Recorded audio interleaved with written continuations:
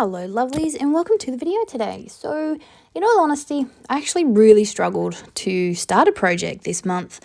I just really struggled to like anything I created. So I went back to basics and I did what I always do when I get in that mood. I decided to just play. So I got out my gloss sprays, and yes, before you've noticed, but I've mixed two colors that you never mix. You don't mix red and green. But in my defense, I just wanted to start creating something because I was feeling so bleh about everything, and I thought I'll go back to what I love, which is playing in my art journal, which I haven't done in a while, and in the hopes that would, inspire me and, get the mojo flowing.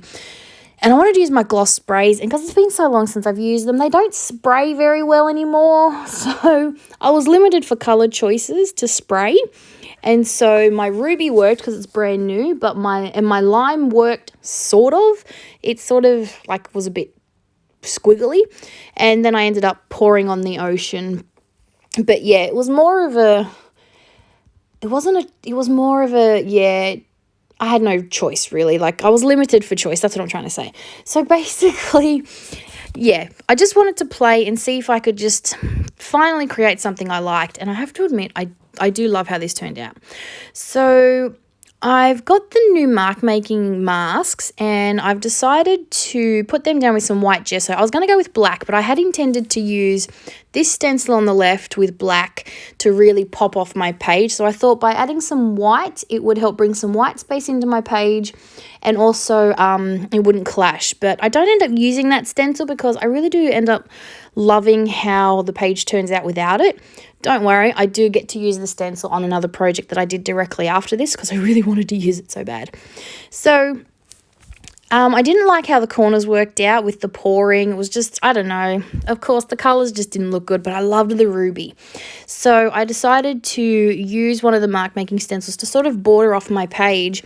And you can see that sort of tones down that ick that I didn't like, and just sort of pushes it back a bit. So then I'm using my new favourite stamp, which is this star cluster, with some white gesso again, and just applying it to the page just to give me some background. The whole point of this was the background was just me to play and give me something to put something on top of. But I ended up really liking how it turned out, and it's been so long since I've created something I love, so I decided to really just focus on it. I've used another one of the mark making stencils to give me some more texture on my page. And then to help these little scallop parts pop out a bit more, I got a Fubo pen. Thank God for these pens, because if this had been a paint pen, I would have killed it many times over. This pen you can't kill. This page is soggy and not dry properly, and it still works, which is great, which is why I love this pen, which reminds me I need to get another one.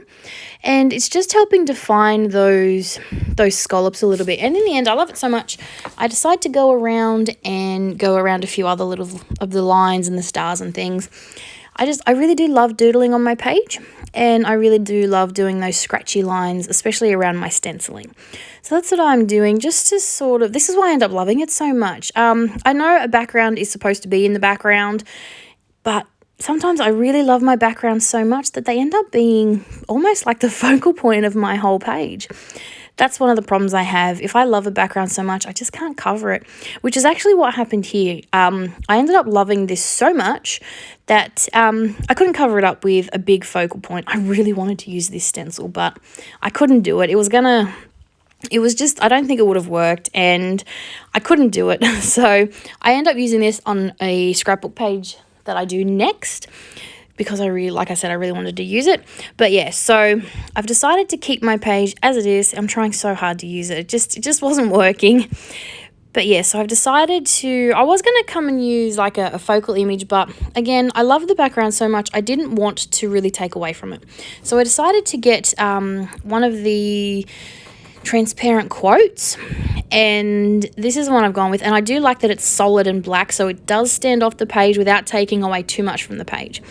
So this was just a nice little warm-up activity to sort of get me back into the swing of things. It's been a long time since I've created an art journal page with ink and paint and all sorts of messy stuff, so yeah, it was a lot of fun to be able to get back into it and finally create something I loved. I have hated everything I've created this week, so it was really good to get back into it and make something that I wanted to share with you. So thanks for watching, and I'll be back real soon. Bye for now.